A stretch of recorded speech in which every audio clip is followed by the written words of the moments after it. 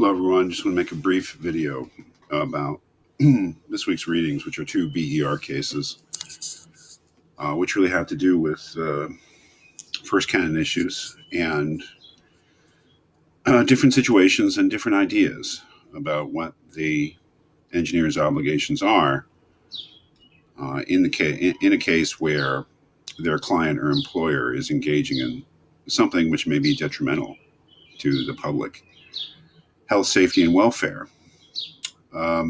These are obviously two different cases, and one of the complications is that the earlier case, 76-4, which you see, is from 1976, and the BER is working with a slightly different version of the Code of Ethics, as you'll see.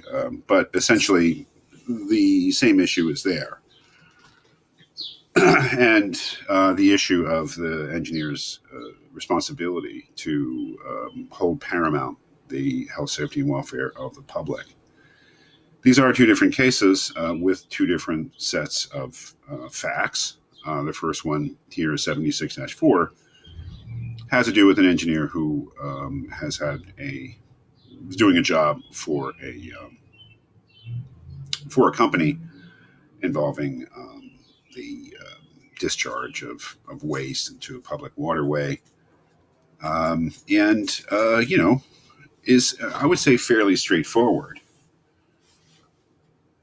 And is a case where the board clearly thinks here in the conclusion that the engineer has an ethical obligation to report his findings. That is, to more or less blow the whistle, I would suppose, on his client, not his employer, a client with whom he has no continuing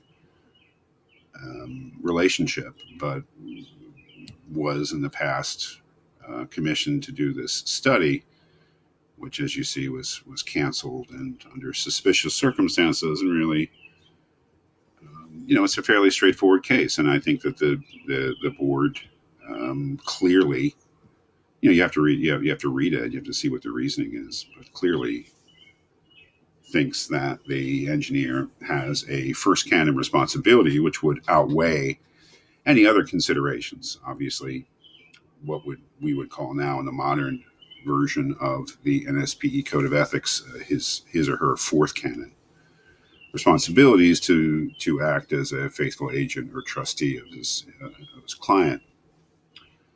What is much less clear is 08-10. Case from 2008, which I think is more or less working with our contemporary version of the NSP Code of Ethics. So it's clearly a first canon versus fourth canon case. This is a much less straightforward case, and I would say, a rather infamous case. This case is actually, all these cases are fictionalized or semi-fictionalized in the sense that even if they're based on real events, the Board of Ethical Review feels free to change the facts because it's not a commentary, not supposed to be a commentary and evaluation of something that actually happened. It's a teaching resource, and that is the overriding thing with these BER cases. So although it is based on a real event, I was able to, in the past to research it to the point where I was able to locate what the actual event was, what the actual situation was that prompted it. I couldn't do that now. It's been many years, but it is based actually on a real case, and it is infamous insofar as there was a lot of dismay, let's say, at this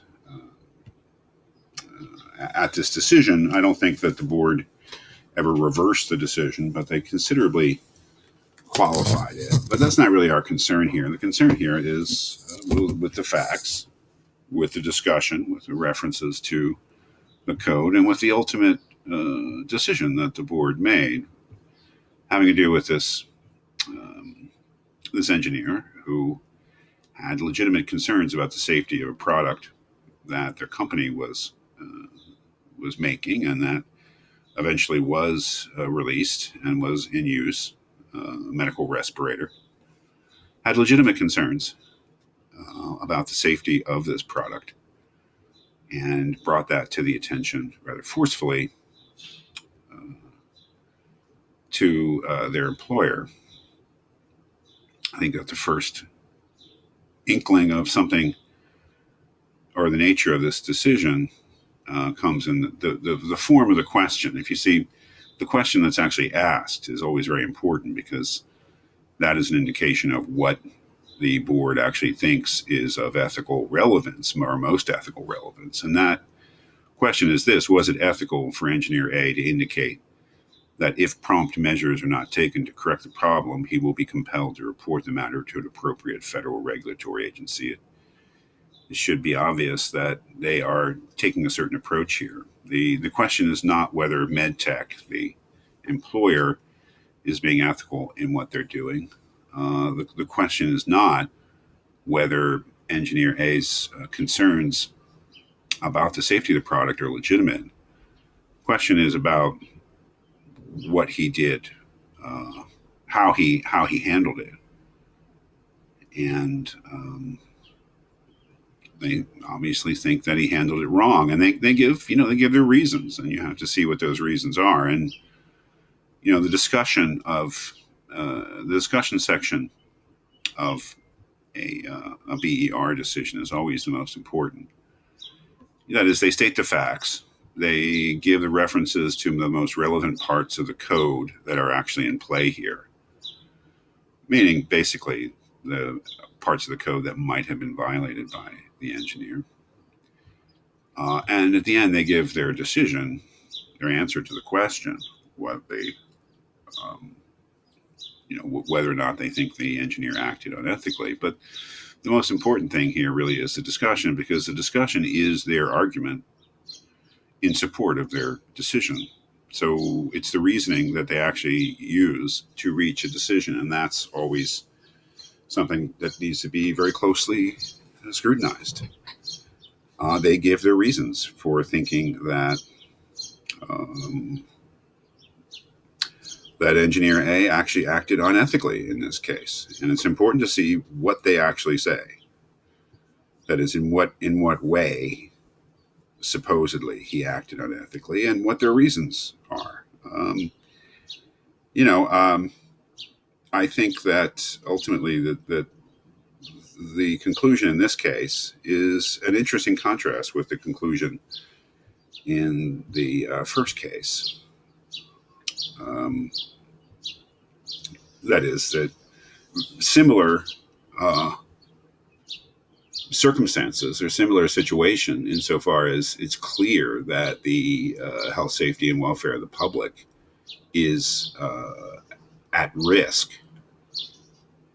And it's clear that the concerns of the engineer with regard to the first canon are completely legitimate, but a very different sort of conclusion.